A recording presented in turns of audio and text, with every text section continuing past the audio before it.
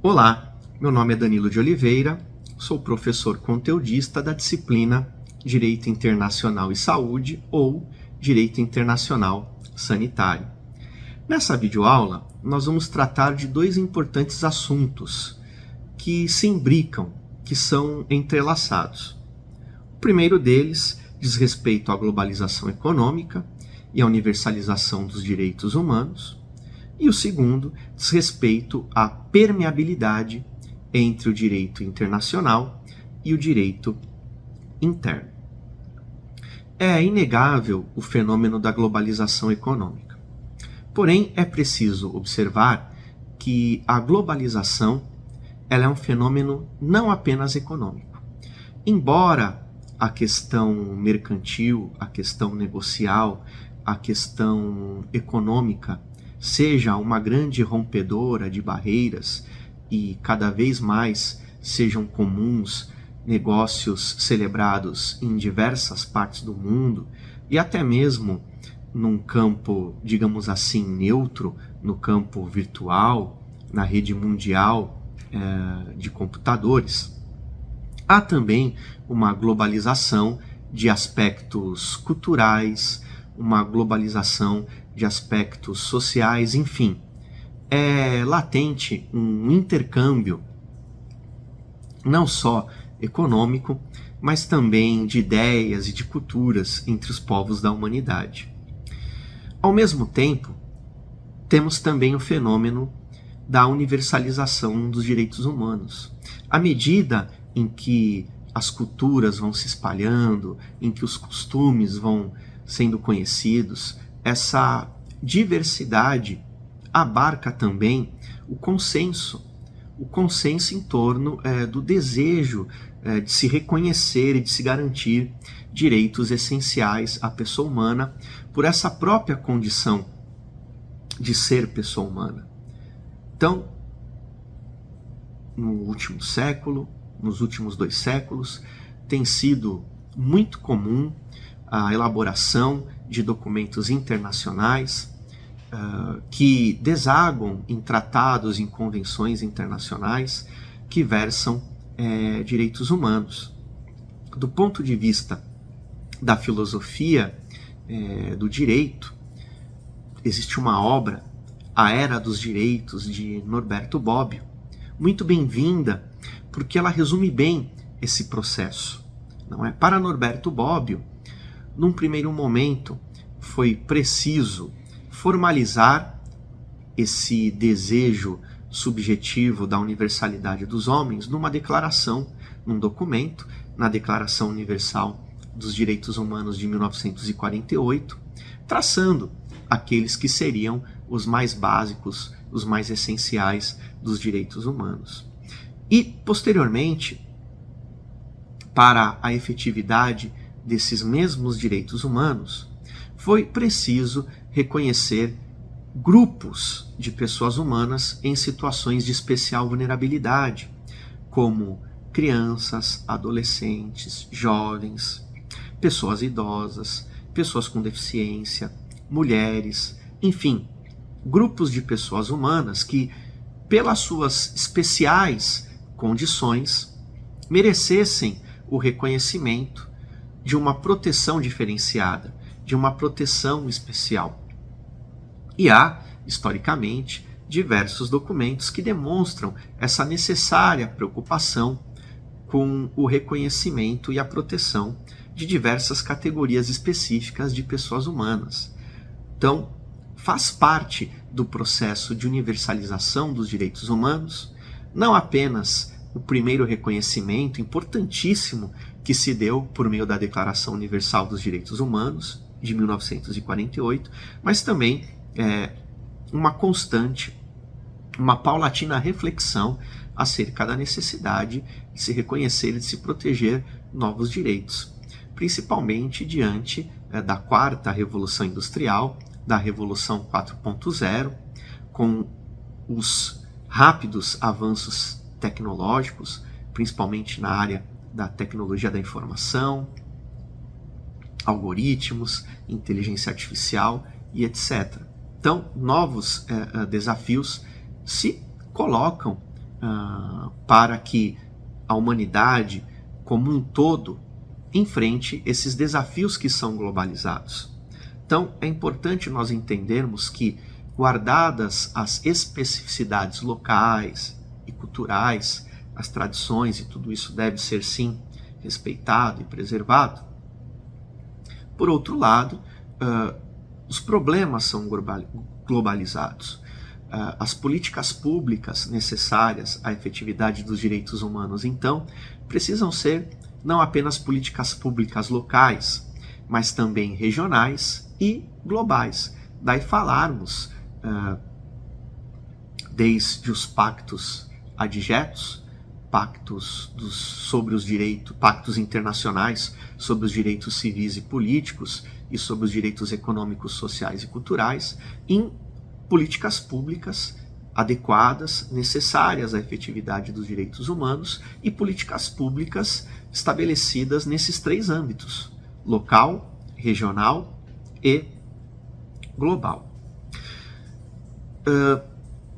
A partir da elaboração desses documentos internacionais que desvelam esse desejo universalizado, esse consenso em torno da necessidade da proteção da pessoa humana e de grupos específicos de pessoas humanas, surge a questão, então, de como que o direito interno, como que o ordenamento jurídico brasileiro transporta, permeabiliza esses direitos. Existe uma abertura constitucional, existe uma abertura prevista em nossa Constituição Federal de 1988 para isso? Sim, ela existe.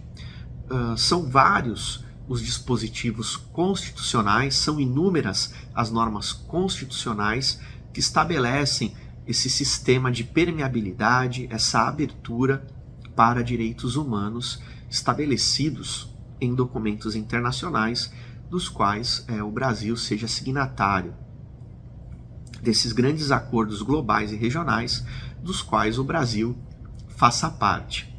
E uma das principais normas constitucionais que traz essa permeabilidade é o artigo 4º, inciso 2 da Constituição, que prevê a prevalência dos direitos humanos nas relações internacionais das quais a República Federativa do Brasil faça parte. Ouça, está escrito em nossa Constituição prevalência dos direitos humanos, como que estabelecendo uma supremacia, uma superioridade dos direitos humanos em detrimento de direitos, por exemplo, de ordem econômica, de ordem não social.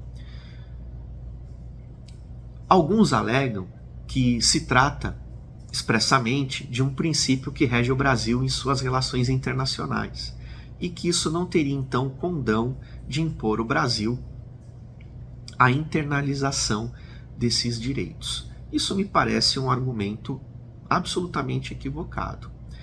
Seria como estarmos diante de um indivíduo, de uma pessoa que perante a sociedade, na rua, no mundo exterior, é um bom marido, é um bom pai, é um bom provedor do lar, alguém trabalhador, respeitoso, mas que dentro de seu lar é um violador de direitos, é um violador da liberdade de sua esposa, de seus filhos, o submetendo a maus tratos, a violência doméstica. Algo inadmissível. Faço então uma analogia à prevalência dos direitos humanos. Quando o Brasil, expressamente em sua atual Constituição, consigna o princípio da prevalência dos direitos humanos, ele sinaliza reconhecer a relevância desses direitos no trato internacional, regional e global, mas também no que diz respeito ao âmbito interno, ao tratamento dispensado aos brasileiros, aos estrangeiros, aos apátridas que aqui residam ou que por aqui passem. Não haveria o menor sentido em se admitir a adoção de um princípio que rege o Brasil em suas relações internacionais, como o da prevalência dos direitos humanos, se o Brasil não fizesse a sua lição de casa e a sua lição em casa. Temos no artigo 5º da Constituição Federal dois importantíssimos parágrafos, os parágrafos 2º e 3º, que também fazem parte desse sistema de permeabilidade e de abertura constitucional para a internalização de direitos humanos.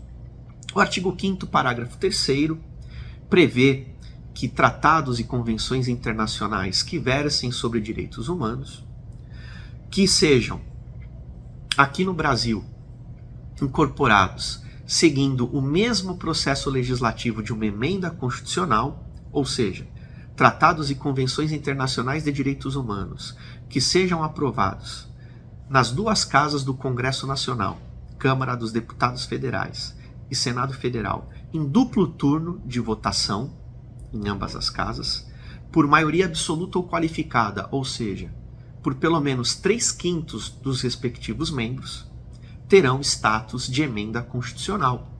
Resumindo, tratados e convenções internacionais sobre direitos humanos aprovados no Brasil pelo mesmo processo legislativo de uma emenda constitucional terão essa natureza jurídica de normas constitucionais, compondo o chamado bloco de constitucionalidade.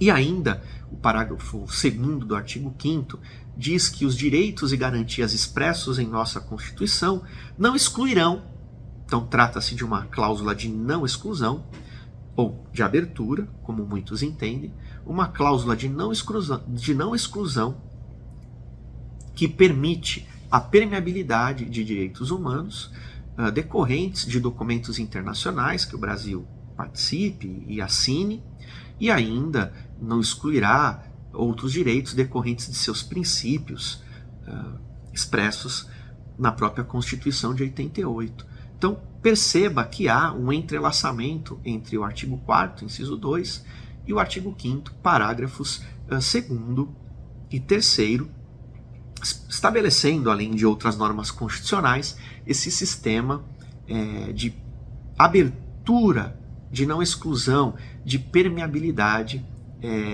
dos direitos humanos em nosso ordenamento jurídico. Uma questão polêmica diz respeito ao status normativo ou à hierarquia dessas normas jurídicas internacionais que são permeabilizadas por nosso ordenamento jurídico. Nesse sentido, nós disponibilizamos um texto complementar de nossa autoria, juntamente com o professor Dr. Marcelo Lamy, estabelecendo uma teoria, uma tese sobre esse status hierárquico dessas normas de direitos humanos que são incorporadas junto ao ordenamento jurídico brasileiro. De uma forma bem resumida, e já caminhando esse nosso encontro para o final, talvez mais importante do que entender qual seja o status dessa norma de direito humano internacional incorporada em nosso sistema, seja adotar como dogma jurídico, como uma verdade, a necessidade de se aplicar, no caso concreto, a norma mais protetiva ao direito humano. Inclusive no caso do direito à saúde, que é um direito humano fundamental. A melhor forma, quer nos parecer, de se garantir a proteção, a efetividade dos direitos humanos é, no caso concreto, eventualmente diante de duas ou mais normas protetivas, uma norma interna, nacional, e outra externa, internacional, a qual tenhamos adotado, é assegurar o cumprimento, ou seja, que seja seguida a norma que prevê uma maior proteção à pessoa humana.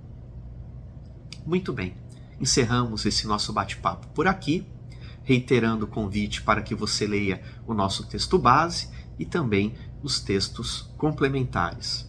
Até a próxima!